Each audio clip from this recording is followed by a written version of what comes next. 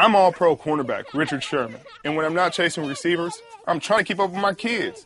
That's why Alberto beef jerky is my favorite snack. Alberto is delicious, lean beef, slow-cooked and seasoned to perfection, all natural and all delicious. Alberto beef jerky is protein-packed, so I can keep up with my busy. Raiden, stop grabbing your sister's hair. Alberto beef jerky. You get out what you put in. Refers to Alberto's all-natural line of beef jerkies. Minimally processed, no artificial ingredients. This is the Stephen A. Smith Show podcast. I'm Stephen A. Good afternoon, everybody. Welcome to the latest edition of the Stephen A. Smith Show, coming at you as I love to do every weekday over the airwaves of ESPN Radio. That's 98.7 FM New York City. That's 710 ESPN in L.A. And, of course, nationwide over the airwaves of ESPN Radio, Sirius XM style, Channel 80. Number to call up, as always, is 866-729-ESPN. That's 866-729-3776. Got a lot of things to get into. Tannehill out for the year, what that means for the Miami Dolphins. Of course, Martavis Bryant practicing with the Pittsburgh Steelers for the first time in 2 years, what that means for them. Obviously, some protests to get into in regards to Marshawn Lynch and Michael Bennett. Ezekiel Elliott being suspended for 6 games. I'll give you my thoughts on that and why. First order of business, however, is to get into what can only be described as the tragedy that took place in Charlottesville, Virginia, this past Saturday. Now, ladies and gentlemen, this is a sports show. It will continue to be a sports show. We will be talking about sports throughout this show, but it's important to first condemn and repudiate the things that we saw this weekend. It transcends sports. It transcends politics. It speaks to the very humanity that exists within this country. A white nationalist group, the largest white nationalist group that we've seen in over a decade, according to reports, descended upon the city of Charlottesville, Virginia, protesting the removal of the statue of Robert E. Lee, General Robert E. Lee. Obviously, when you think about that history and what have you, the Confederacy, the Confederate flag, and things of that nature is something they clearly support. They have been labeled neo-Nazis, appropriately so.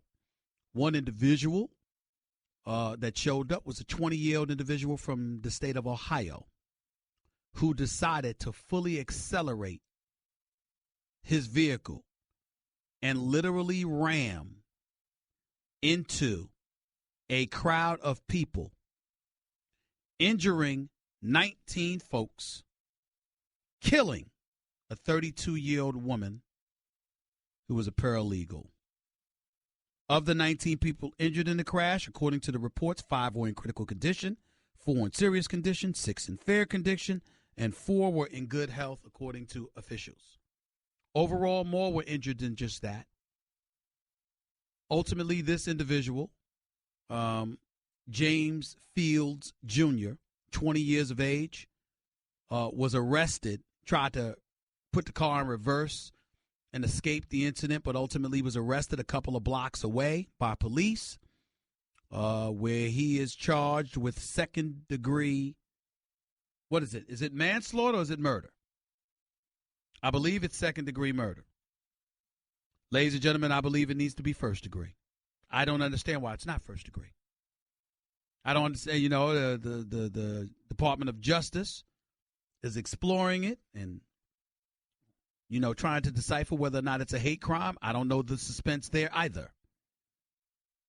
But without question, this individual deserves to be charged with first-degree murder. There is no way around that. As we sit here, understand a couple of things. Number one, there was the white nationalist group. However, there was a group there in opposition to their protest who were protesting themselves. They were protesting the white nationalist, the white supremacist group. And a vast majority of those protesting them happen to be white as well. So this clearly transcends race, although there were protesters of African-American descent there. One individual seen in the papers here with shackles around his neck and his wrist to sort of make his point. And in the aftermath of that, we saw the President of the United States, Donald Trump, speak. And while he condemned the acts of violence, he sort of lumped everybody into the same bowl, alluding to violence on both sides. He refused to condemn the neo-Nazis. He refused to condemn the racists. He refused to condemn the white supremacists. He refused to condemn all of those people until today. A couple of days later, after the heat swelled to astronomical proportions, apparently, Donald Trump came out and modified his position. The President of the United States said he condemned all acts of racism and beyond. That is where we are today. The country is clearly divided. We have the mayor of Charlottesville essentially saying, a matter of fact, I'll quote him accurately, if you dance with the devil, you don't change the devil changes you. That's what he said. That's a quote from Mayor Michael Signer of Charlottesville, Virginia. He was saying that about Donald Trump. He accused Donald Trump of emboldening the neo-Nazis and making them feel comfortable enough. David Duke, former leader of the KKK, came out and spoke about how we are the ones that got you voted, President Trump. We are the ones that elected you into office. It's because of us that you're the President of the United States. Don't forget us. That's the world we're living in right now. And all of that brings into question two simple questions. Number one, how do you feel about Colin Kaepernick now? And number two, and more importantly, or just as importantly, a few days ago, we were wondering who, particularly amongst NFL owners, were going to stand up in defense of Colin Kaepernick and bring him on board to a team. And now that we sit here today, you know what the question is? Who can afford to stand against him? Because you see, if you're a National Football League owner, omitting Shad Khan, the owner for the Jacksonville Jaguars, from the equation, if you're an NFL owner, like President Trump, you're white. Like President Trump, you're a billionaire. And isn't it fair to surmise that if you are a white billionaire owner in the National Football League, that you've got something to be concerned about right now? Because this notion that everybody, absolutely positively everybody, is against Colin Kaepernick is a complete misnomer.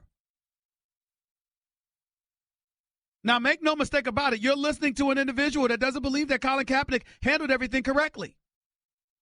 I think he's brought a lot of things on himself. Didn't seem to have a plan. Modified his position from kneeling to agreeing that he would stand. Wearing that pig symbol on his socks. Wearing a Fidel Castro T-shirt. Going 1-10 as a starter, completing less than 60% of his passes. In my opinion, the one thing that he did that was egregious was announcing to the world that he won't vote. There's a lot of things that Colin Kaepernick did to himself. But what could possibly warrant him missing out on a job in the NFL when he broke no laws, no acts of violence, didn't impede the games from being played, didn't do any of that, other than exercising his constitutional rights and First Amendment privileges?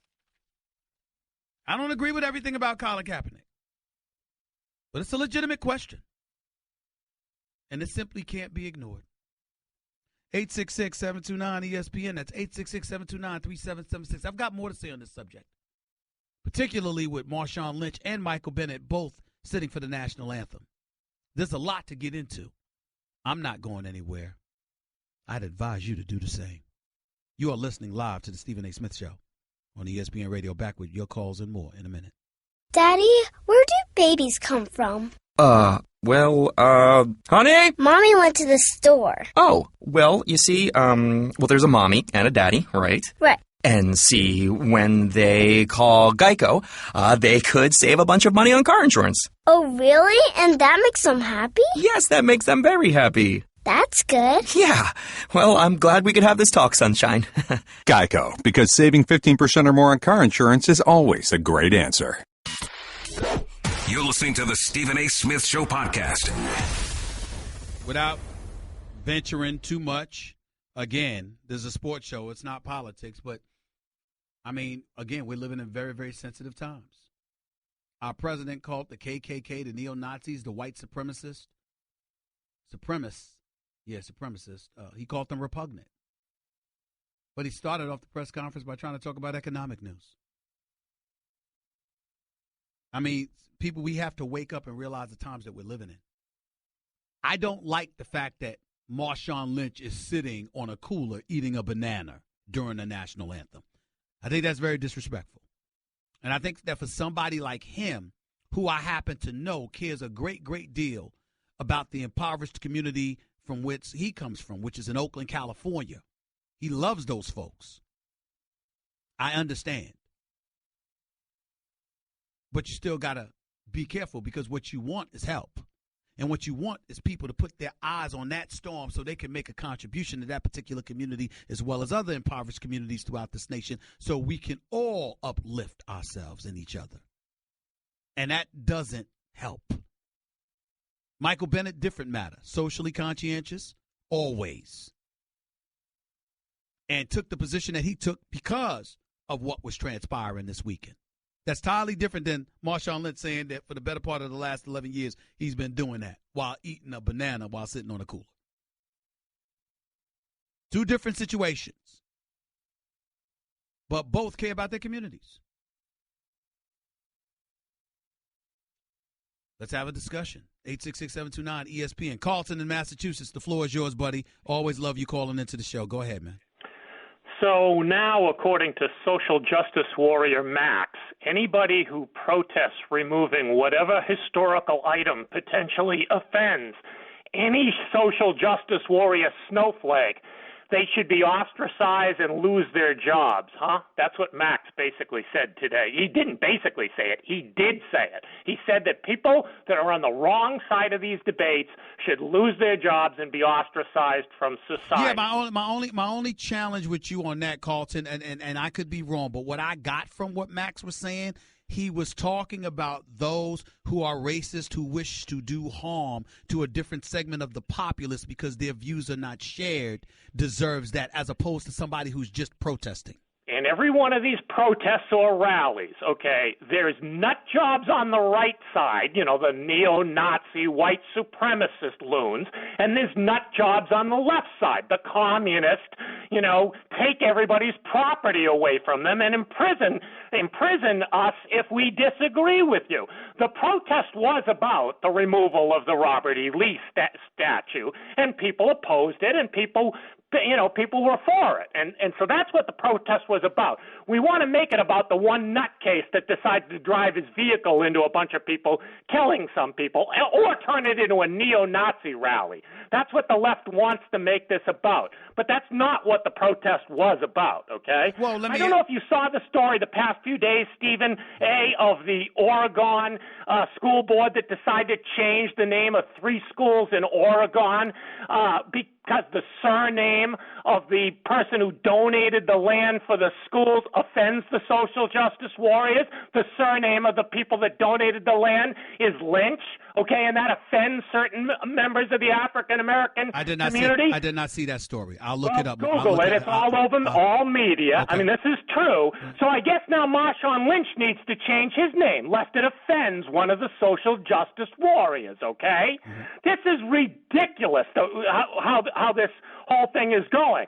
The reason Colin Kaepernick doesn't have a job is exactly the reasons you listed: the pig socks, the slave returner badge that he equated to police badges, his wearing of the T-shirt of Castro, and most importantly, his comparing of the owner of the Ravens to Leonardo DiCaprio in Django, and Ray Lewis to Samuel L. Jackson. And the hero of the Ravens, the retired, star of the Ravens to Samuel Jackson, the guy who was feeding African Americans to dogs in the movie. Hold on, Carlton. Listen to this now.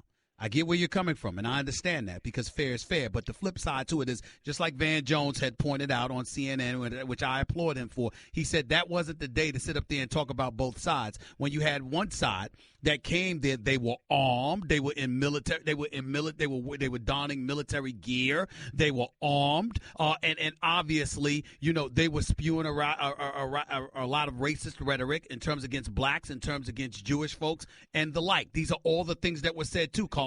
I'm sure you're not advocating that. Armed and in military gear down there too, Stephen A. It's just the left media doesn't post a lot of those pictures. The left was carrying tons of sticks, tons of what they could easily turn into a weapon down there. I'm saying that it's on both sides. We have crazies that try to take advantage of these situations on both sides. It is not just the people that were supportive of not removing that statue down there in Charlottesville that were armed and crazy. There are crazies on both sides. All right. And the day that if we allow Harry Edwards, to dictate 53-man rosters on NFL teams, if somebody hires Colin Kaepernick, if they fire him, eventually cut him for non-performance, are they going to be labeled a racist slave owner? Wait a minute, Carlton. That's a different argument because let me tell you something right now. I think Dr. Harry Edwards has a point. Yeah, certainly there are a lot of quarterbacks, a lot of teams that don't need Colin Kaepernick as a quarterback. And certainly there are a lot of teams that could use him. You can't say 32 quarterbacks in the NFL are better than Colin Kaepernick. You can't say 32 reserves are better than Colin Kaepernick. And you can't say that he's just being left off of a team because of football, which you're not doing. You're pointing to the other things. But I would sit up there and ask you this question. I'm appalled at the fact that he said he wouldn't vote. You know what my position on that is. But outside of that, Carlton, what about the fact that the man has broken no laws? He's exercised his First Amendment privileges, and you've got individuals in the NFL who have been lawless. What about the fact that those individuals have been in the NFL, continue to be in the NFL, but somebody like Colin Kaepernick is being ostracized? Real quick, Carlton, go ahead. He divided his team. He divided the fan base. He turned home field advantage into a disadvantage for the 49ers. He's insulted. I would say Trip Kelly and Trent Baalke had a lot more to do with that, but go ahead. He's insulted people that support him like Ray Lewis. He's insulted in really bad, over-the-top ways owners who are considering hiring the guy. This is the last guy I would want on my NFL roster.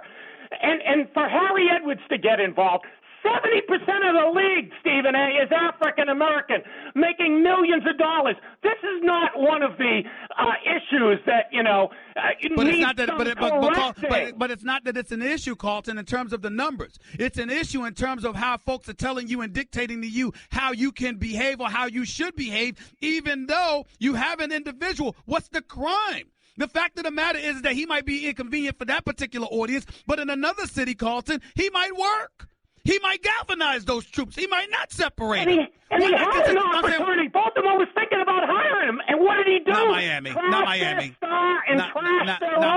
Not Miami. Baltimore, yes, but not Miami. No, I said Baltimore. Yeah, Baltimore. just What did he do? He trashed their star, and he trashed their owner. Well, his girlfriend did.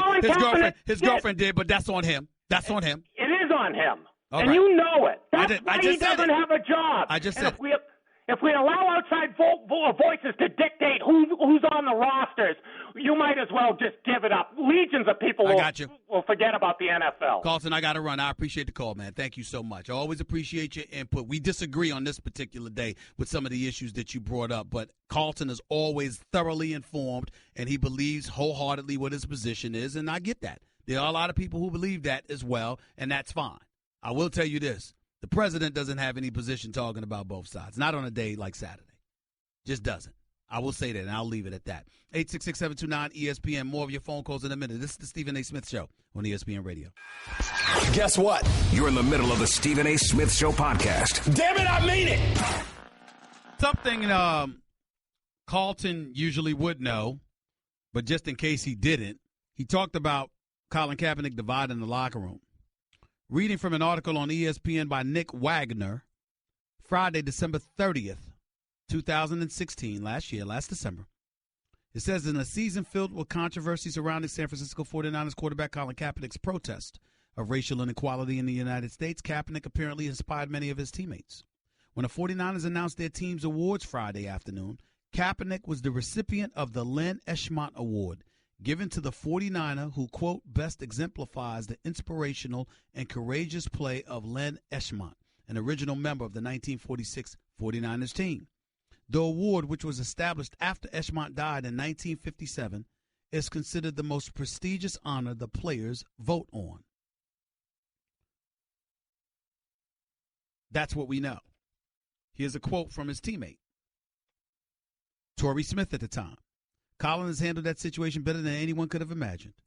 It hasn't been a distraction in our locker room, and it probably helped him open up to a lot of our team and our teammates better. He's been very open in communication about that as well as football. Said his other teammate,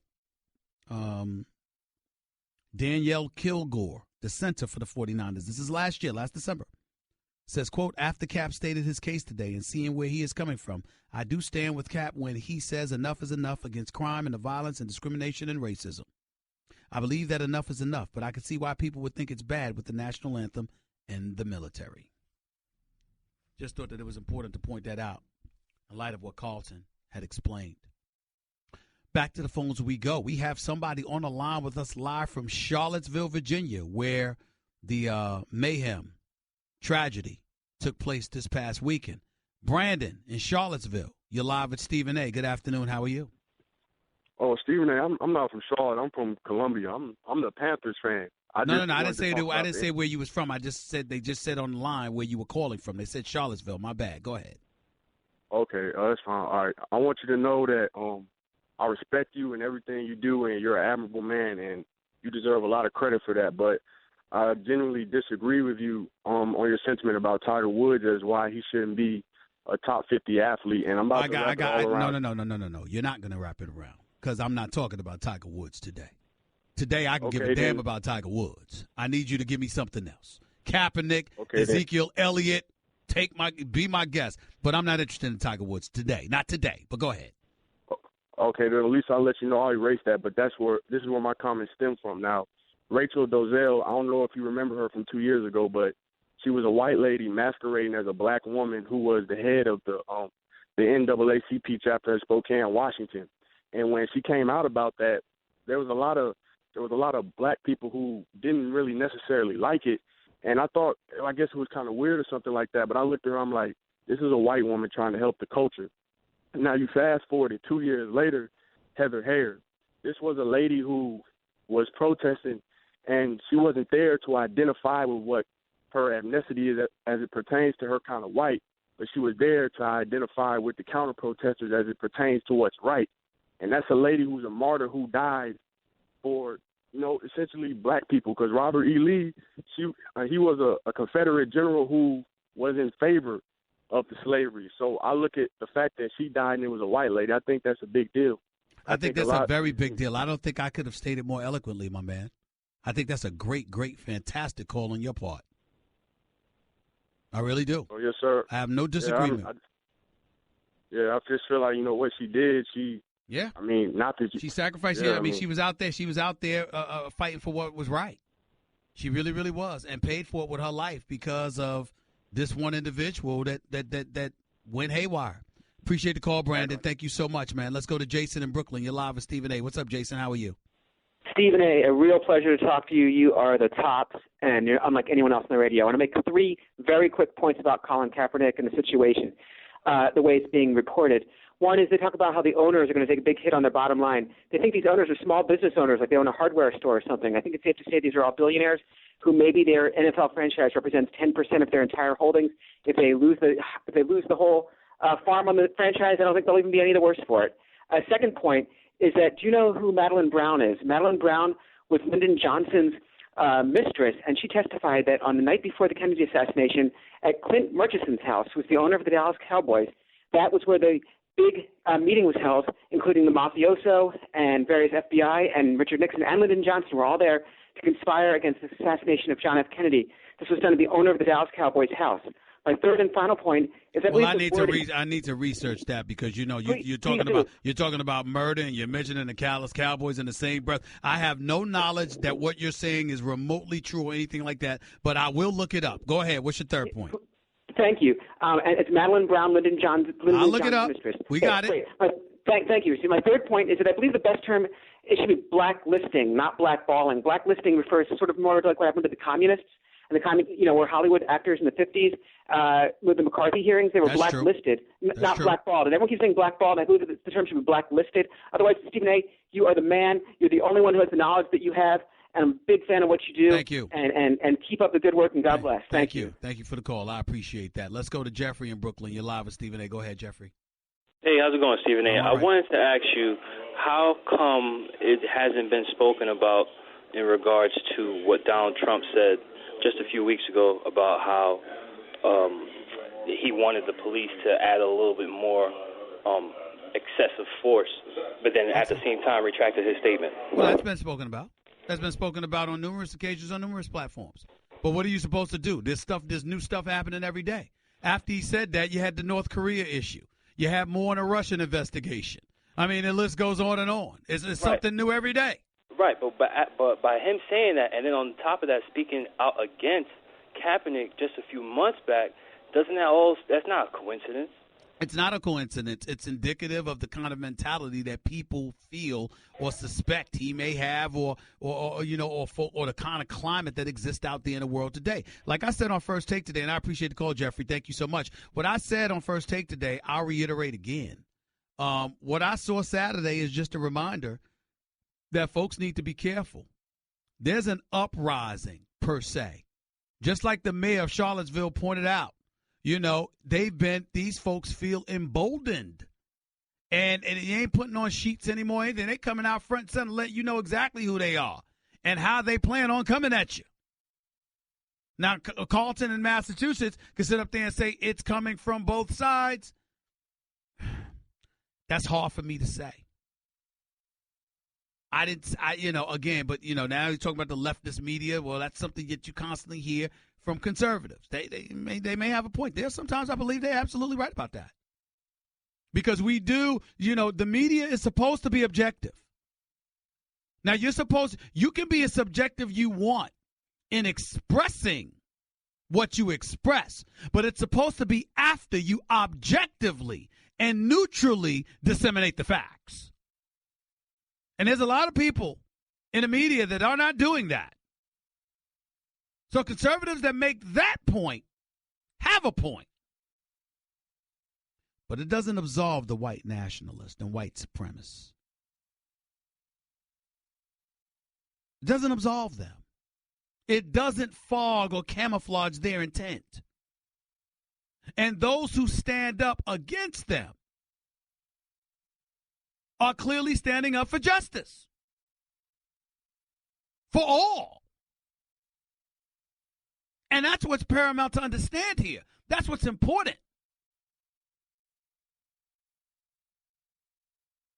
That's what we have to recognize. 866-729-ESPN. It's 866-729-3776. I didn't forget Ezekiel Elliott and his 6-game suspension. I've got something to say about that, too. That, Kaepernick, and more up next, live on the Stephen A. Smith Show, ESPN Radio. You're listening to the Stephen A. Smith Show podcast. Welcome back to Stephen A. Smith Show, ESPN Radio, Sirius XM channel, lady. Before I get back to the phones, let me reiterate what I said over the weekend on SportsCenter and beyond. The 6-game suspension that Ezekiel Elliott received is not something we should have a problem with. from the standpoint that if you find yourself in that situation where 5 different incidences occur over a span of, 3 separate occasions, 5 days, you got yourself a problem. July 17th, July 19th, July 21st of 2016, a woman alleges that Ezekiel Elliott put his hands on her, bruised her, struck her, and engaged in some form of domestic violence.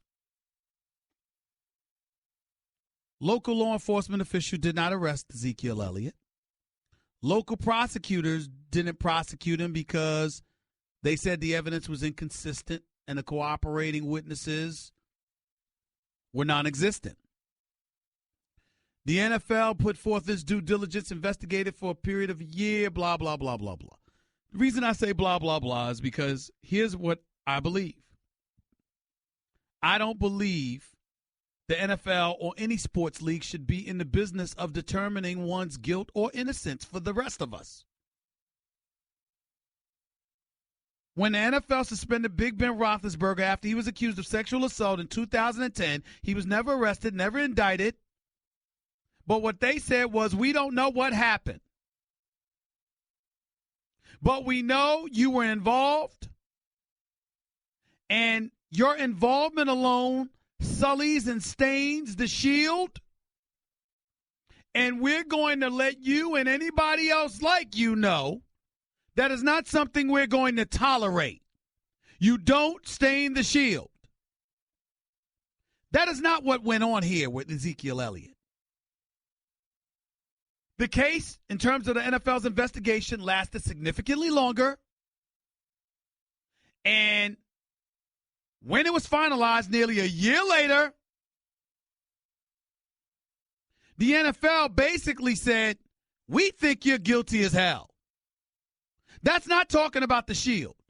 That's not talking about sullying our name. That's not telling us you're trying to protect your brand, even though to some degree it could be construed that way. What it's really saying is the NFL has determined what the local authorities in Columbus, Ohio didn't.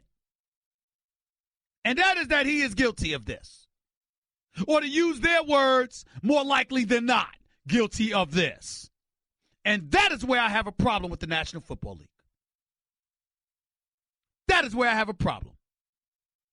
Now, in fairness, their attitude is, look, part of the reason it dragged on so long is because the representatives for Ezekiel Elliott wasn't as cooperative as they could have been, which in defense of the National Football League could be the same thing attributed to Tom Brady.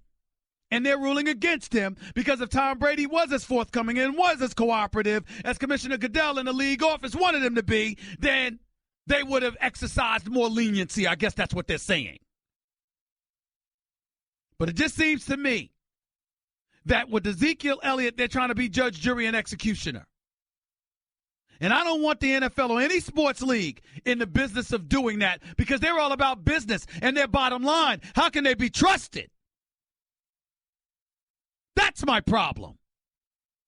That's what's bothering me right now. But I still think Ezekiel Elliott should have been suspended just sooner, and it should have been strictly about you stained our league, and that's that.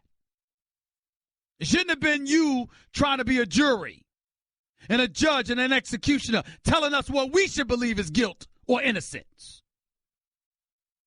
I don't trust the NFL or any sports league with that. I just don't. Nick, you're live with Stephen A. on ESPN Radio. What's up?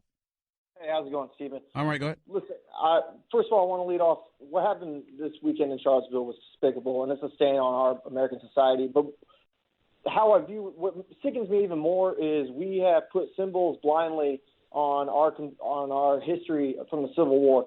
We're 200 years removed that, and we're placing many times today. People have mentioned that Robert E. Lee fought for slavery. There's plenty of historical context that actually says he was opposed to slavery. He went to school at West Point. He was one of the top 5 cadets to ever graduate with no demerit. And yet somehow we have labeled him as a racist and a slave owner. There's actually many documentations where he supported the emancipation of slaves all over the place. And we need to educate ourselves. And it's not so much. We just need to stop putting blindly our ideas and contexts on these symbols that are part of our American culture. Well, you're right about that. You're right about that. What I'm opposed to what you're saying, Nick, however, is that you put it on just the people who are vehemently against him. There are educators in our system throughout this country that don't do and don't put forth a diligent job of making sure that all the facts are out there. So if people are there and they are giving a certain set of information, then that's what they have to go by. And that's what we have to be careful about. Completely agree. It is our education system, and we need to be better. And by the way, Nick, there's one other point I'd like to add while you're on the line. And if individuals out there are protesting on his behalf, then rather than stand up and spewing racial rhetoric and anti-Semitic rhetoric, maybe you should make not you, Nick, meaning you, but I'm talking about protesters on that side. Maybe you should have gone out of your way to say, you know what? He wasn't that. He fought on behalf of minorities. He fought on behalf of this. See, a lot of times they don't do that. You have a lot of people that take that incendiary position and don't give a damn. So, again, if that's the case, what was their intent? And that's what you have to measure to as well. I completely agree, Stephen. And I think what they did was disgusting and vile. I got you. It only perpetuates that nasty rhetoric that we've come to believe. And I just want to make sure we educate ourselves as Americans and protect our American culture. And again, slavery was a part of the Civil War, but it's not all the facts, like you said. And it's our responsibility, as Americans, to make sure on our education system and on mentors and elders. But I completely agree with you, Stephen, and thank you for taking my call. Thank you. Take it easy. 866-729-ESPN. That's 866-729-3776. Got a lot of stuff to get into with hour number 2. Ezekiel Elliott and his suspension. Colin Kaepernick, some of the protests, Marshawn Lynch, Michael Bennett. Will others come forward? Should there be more pressure on the owners to get Colin Kaepernick back into the NFL? Or should we follow Carlton's advice and say to hell with them? He was a divisive figure, and that is that. So much more to get into, plus Ryan Tannehill being out for the year, Martavis Bryant being back with the Steelers. So much, so little time, but we'll find it. Stephen A. Smith Show, hour number 2 up next. That's just a sample of what you'll hear on the Stephen A. Smith Show. Weekdays at 1 p.m. Eastern on Sirius XM Channel 80 and the ESPN app.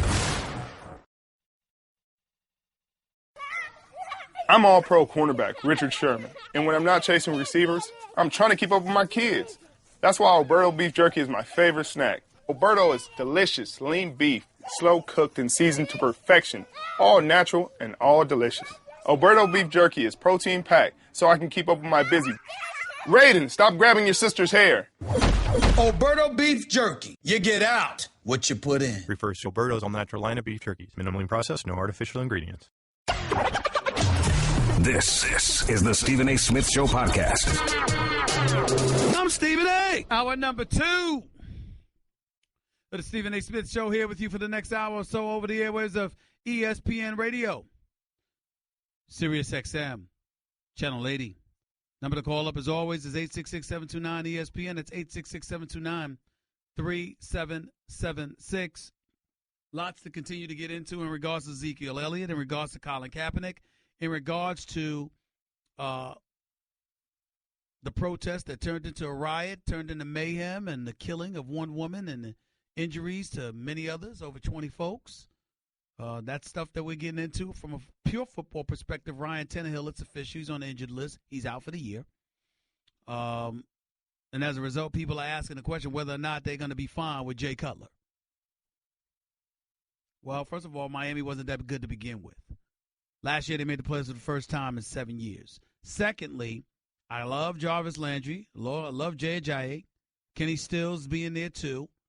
Those are weapons, requisite weapons that the Miami Dolphins have at their disposal. Still don't think it's going to be good enough because they'll eventually be a wild card. And by virtue of them being a wild card, they'll have to compete with the AFC North, Pittsburgh, Cincinnati, Baltimore.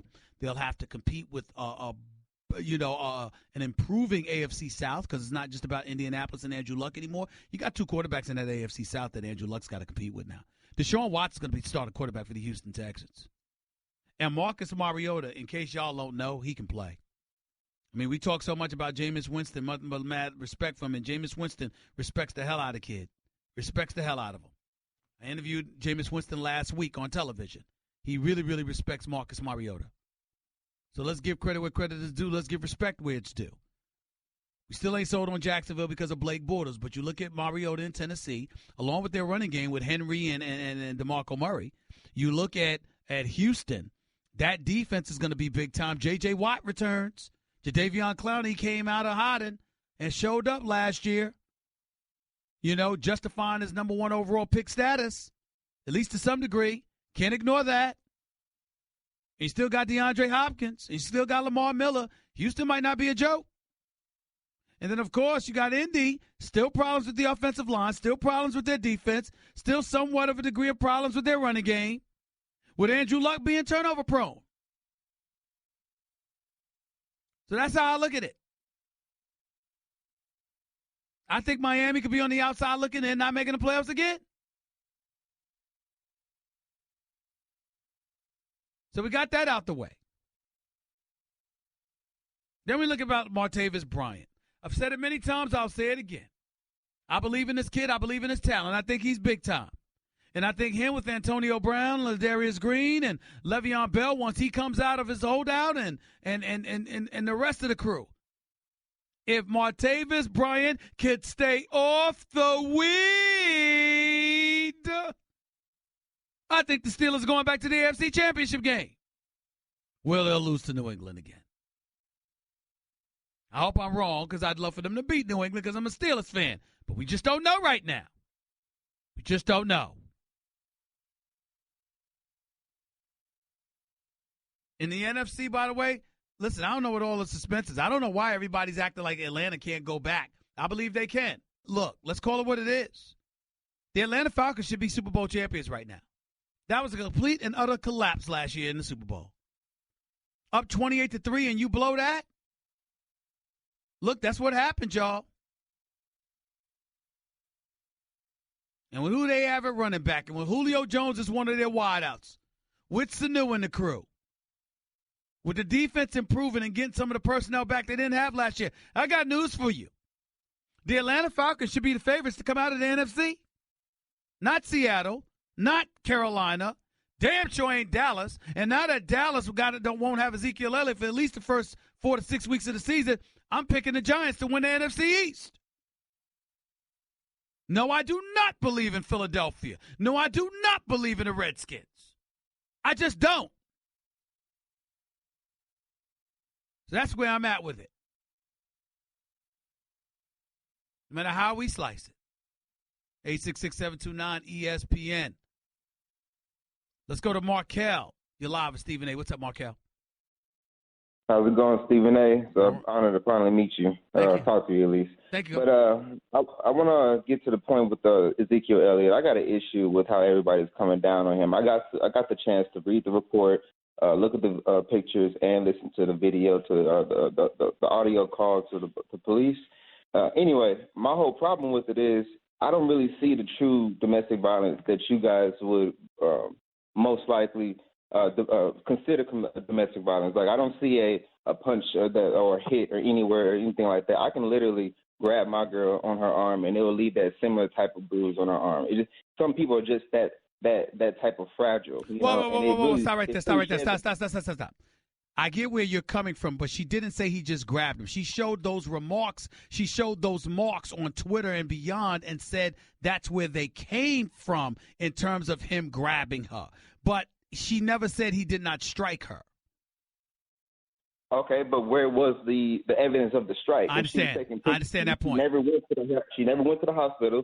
She never did try to actually get examined for the domestic violence. There was an examination of her, and according to the authorities, and don't get me wrong, I'm not poo-pooing what you're saying. I'm saying to you that they did examine her, and they did say that her marks were consistent with what she alleged. Her parents were involved, along with others. And so there was a preponderance of evidence collaborating or coupled with the lack of cooperation that the NFL says Ezekiel Elliott's representatives accorded them, and that's what you have with the suspension. The NFL is claiming, Markel. Where was that same cooperation when it came to the police? They said nobody came forward, but when the NFL started to actually do some type of investigation, they want to come forward. That means that this is nothing more than what Ezekiel Elliott explained it to be. You're missing, and I'm telling you, you're missing the point. You're talking to deaf ears. Here's why. You're missing the point. Roger Goodell in the National Football League has complete discretion because it was granted to him by the Players Association with the latest collective bargaining agreement.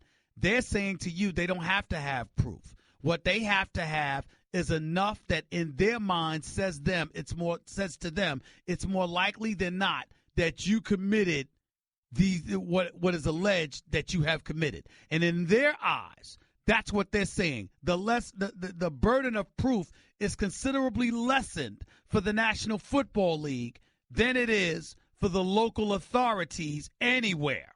And so that's why they made they took the position that they took, because they're saying, Ezekiel Elliott, you found yourself in this situation. This is how it looks to us. That combined with your lack of cooperation justifies the 6-game suspension. What do you say to that, Markel?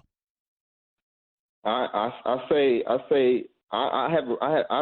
want to see, do you have an issue with the fact that they can say, somebody can literally accuse anyone of anything? Yes. And really they can accuse anyone of anything, no evidence really, and then it can just pretty much get away with. First of all, I'm not going to say no evidence. What I am going to say to you is this: that I have a problem with the NFL trying to be judge, jury, and executioner. I don't have a problem with the 6-game suspension, because the 6-game suspension could have simply been you found yourself in this situation. The mere fact that you're in the news for being accused of this is your damn problem. We're not going to allow you to make it ours. Be mindful of the company you keep and move on. If the NFL had said that and still suspended him 6 games, I would have no issue with it. What I have an issue with is the NFL is literally trying to say, Ezekiel Elliott, we believe you're guilty, when the local authorities didn't do that, which means that the NFL is trying to take it upon themselves to be judge, jury, and executioner, and that's my problem with it. Hey, I'm on your side on that point, man. You got it right there, bro. Take it easy, bro. Take it easy. I appreciate the call, Markel. I get your point. Because what Markel is saying, ladies and gentlemen, let's make sure we defend Markel in this sense. What he just called up and said, he's not advocating putting your hands on a woman. What he's saying is, what if she were hitting him or something like that and all he did was grab her? And the marks that are on her body are consistent with a grab as opposed to being struck. What then? That is a question that a lot of men out there have. What is your answer? 866-729-ESPN. You're listening live to the Stephen A. Smith Show, ESPN Radio. You're listening to Love Advice with Leanne. Caller, you're on the air. Hi, Leanne. Longtime listener, first-time caller. Why, in your professional opinion, do you never take my calls off the air? Is this Carl? Yep, it's Carl. I mean, we had a few dates. Everything was great. I thought, Well, when you switch to Geico, you could save a lot of money on car insurance. Okay, awesome. You should call them. I will. Geico, because saving 15% or more on car insurance is always a great answer. You're listening to the Stephen A. Smith Show podcast. Dodgers have made baseball boring. You're just waiting for the postseason. And Bryce Harper and the Washington Nationals, you thought had the best shot to knock him off. And then all of a sudden we look at Bryce Harper. Listen, I know it was raining. I know, thank God that the report showed the MRI showed no torn ligament damage and stuff like that with Bryce Harper. But, applaud him for hustling, in that rain and all of that stuff. Applaud him for that. But in the end, what it comes down to is that, it's raining out there. MLB's going to get their 162 games in or whatever. Cover the bag, throw extra dust on it, do something. So a guy ain't running to the base and is sliding on the base. Do something. Might have been wise. That ain't what happened. And luckily, Bryce Harper may be back for the postseason. Luckily. Omar, you're live with Stephen A. on ESPN Radio. What's up? Hey, what's going on, Stephen A? Talk to me. I want to get your take on in my opinion, the NFL has botched the 2 biggest cases they had with the 2 biggest stars on the two biggest teams, you know, in the league, which is Tom Brady and that whole debacle with the Flakegate, you know, whatever. I mean, and I'm assuming these guys are, you know, innocent until proven guilty, like, obviously. And now you have Ezekiel Elliott, who's the biggest star right now, despite what everybody's opinion might be, of the Dallas Cowboys, who are probably the second. My man, stop right there. Stop right there. You've been on the phone for 30 seconds. You still haven't gotten to your point. You don't have all day, bro. Go ahead. Get to your point. So, like, my point is, given, like, how bad they've handled these investigations or suspensions, like, in your opinion, what's the state of the commissioner's office and the Players Association, like, moving forward? Well, the Players Association looks considerably worse than the league office. And the reason why is because for every question mark that we have pertaining to the power that the league office wields, who gave it to them? It was the Players Association, because you capitulated. Not only did you give them that power, you gave them a 10-year agreement. And so when you look at it from that perspective, I mean, you just don't sign agreements for that lengthy period of time in this day and age because so much could change in a flash. But that's what the Players Association gave up. And as a result, it empowered the commissioner in ways that we haven't seen a commissioner empowered before. Roger Goodell in the commissioner's office literally has the power to be judge, jury, and execution at this particular moment in time. Now, I'm not accusing them of being irresponsible when it came to Ezekiel Elliott. The investigation was long and thorough, and as one of my boys pointed out to me, and accurately, so I might add, my boy Champ, he said, "Hey," he texted me, 13-month investigation. Okay, something is not right. 6 games may actually be a gift, and that's a valid point. It might be a gift because what the NFL may know may be even worse than we suspect. But guess what? It still doesn't change my position, because whether the penalty deserves to be more severe or less severe, my position is the NFL shouldn't be in a position to decide that. The NFL should not be in a position to be judge, jury, and executioner when it comes to legal matters. You should simply be restricted to saying, "We believe you have impugned the integrity of the Shield.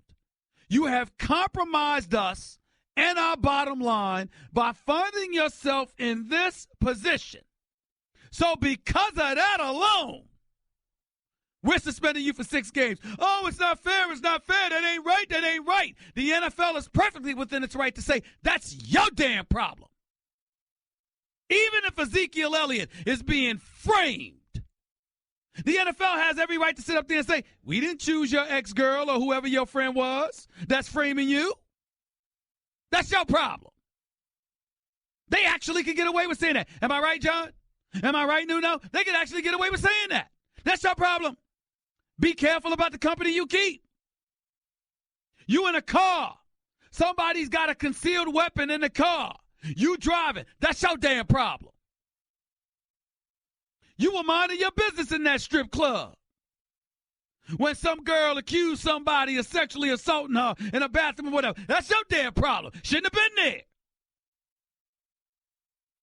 You out hanging with the fellas, and a whole bunch of them are smoking weed. You just chilling with it in your pocket like Zach Randolph was doing, or in your bag. That's your damn problem. NFL has a right to take that attitude. I have no problem with it. 0. My mama, God rest her wonderful soul, always used to say to me, "Why you?" I get pulled over for a speeding ticket. Why you? I get cited for a parking ticket. Why you? I'm getting in an argument at work or something, or I don't like something about my boss did to me. Why you? That's my mama's first question. Why, of all the people they could point to, you find yourself in this situation? What you do? That's what the NFL does. That's what the NFL could do, and would be perfectly within their right. What they don't have the right to do is to sit around and conduct the type of investigation that positions them to turn around and say, you know what, ladies and gentlemen, we think he's guilty. They don't have a right to do that. That's not right. There's something morally reprehensible about a business who's all about their bottom line and about dollars, being in a position to say it, A, and then B, having the audacity, the unmitigated gall to actually try and pull that off. When they suspended Big Ben Roethlisberger years ago, they said, you sullied our name. This thing they did with Ezekiel Elliott, they said, we don't care what Columbus police and a district attorney did. Let me tell y'all something. We think he's guilty. That's what the NFL was saying. And that is where I believe they crossed the line.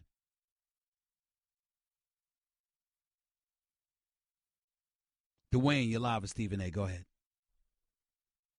Stephen A., how you doing, man? Hey, Stephen A., thanks for taking my call, so I appreciate it. No problem. Go ahead. Yeah, Stephen, man, I just want to ask you, do you think with what happened this past weekend up here in Virginia, do you think that more players should protest? Because let me tell you something. Okay, you do. I think they should, man. Let me tell you, I got a family member that's on the team right now. He's been playing for 3 years. And I talked to him this morning before he went to practice, and I told him, I said, man, please talk to you. I know I don't want you to risk your job and none of that, but please talk to your teammates about doing something, because this stuff is affecting people actually out here. You get what I'm saying? Like, my daughter asked me this morning when I dropped her off for school, like, are the bad people coming back up here? You know I got a better question for you, Dwayne. Well, listen, I appreciate the position that you mentioned about your daughter, and my heart goes out to you. I'm a dad myself, and that definitely resonates. But I would also tell you that it's nothing new.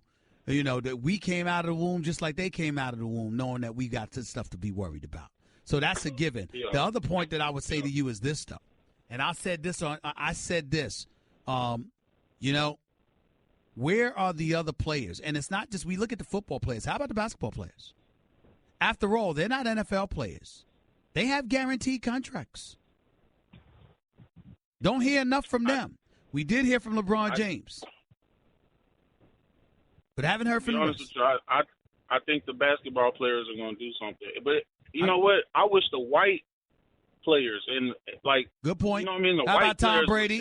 How about Tom Brady? How about Aaron Rodgers? Well, in fairness, Howie Long's children, who both went to Virginia, if I remember correctly, Chris and Kyle Long, spoke out against this. And I'm not surprised by that, because Howie Long's a great man. And the fact that his sons would be socially conscious is just, it's no surprise to me at all. Man, I love that man. Always have. Always been good to me. Howie Long. I'm a huge fan. I got to go, Dwayne. I appreciate the call. Thank you so much. 866-729-ESPN. That's 866-729-3776. Again, I was going to speak about LeBron James. I just brought that up for a reason. I played my final take. I did my final take on First Take on ESPN this morning. I'm on every morning with my man Max Kellerman and Molly Kiram. And both Max and I did a final take. I'm going to play you mine when we return. I want you to hear what my final take was. It was about LeBron James. I promise you, you'll enjoy listening to it. And I'm anxious to get your response once you hear it. Listen up. Don't touch that dial. It's the Stephen A. Smith Show on ESPN Radio. Guess what? You're in the middle of the Stephen A. Smith Show podcast. Damn it, I mean it! Welcome back to Stephen A. Smith Show, ESPN Radio. Sirius XM Channel 80. On First Take today, during my final take, Max Kellerman did an outstanding final take himself, but so did I. Well, that's not outstanding. I'll leave that for you to judge. His was fantastic. I'm saying that about his. I'll leave your judgment about what my final take was like. This aired this morning. We do the show live, and I did it live, but I had it taped so you could hear it, my radio audience. This is me in regards to LeBron James and these protests, speaking out this morning on First Take, my final take. Listen up. LeBron James has taken a few hits lately, including from yours truly. He just lost in the NBA Finals. There's a debate as to whether he's been supplanted as the best player in the world. He's got a star as a teammate who doesn't want to be his teammate any longer. and at times has seemed perfectly okay with it, as long as his social media following continues to swell. But no matter what you're inclined to utter about LeBron James, make sure actual applause is attached to it, because this young man speaks out when necessary.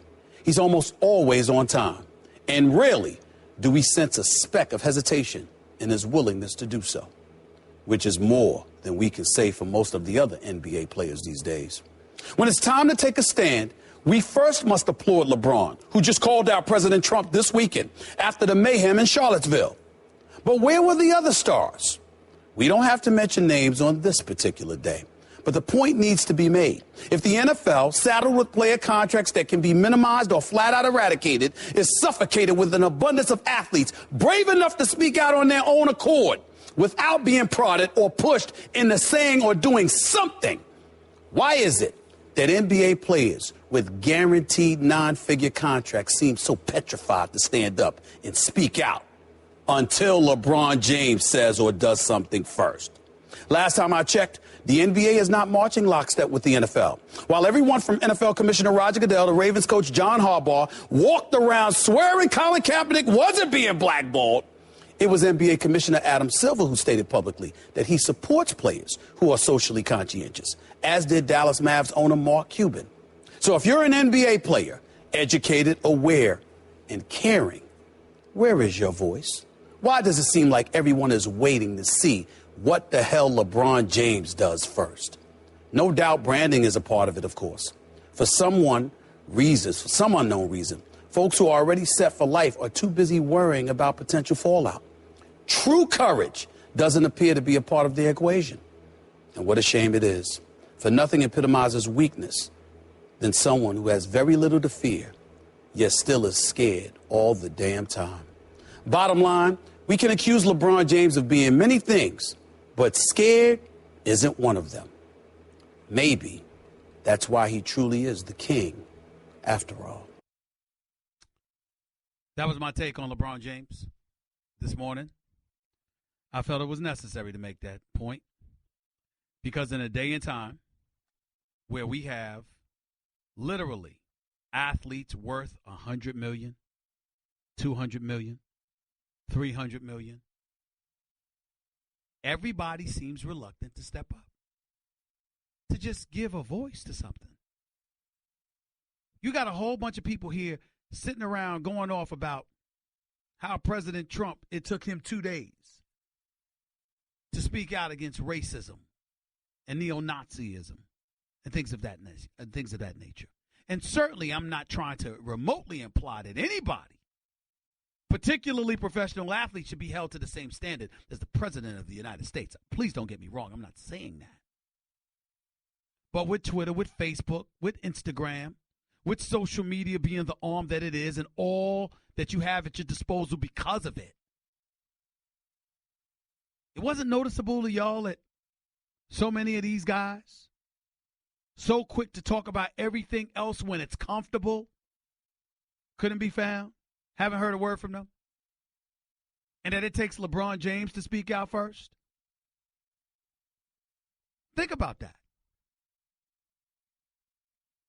LeBron James gets on my damn nerves sometimes. I think he's passive-aggressive.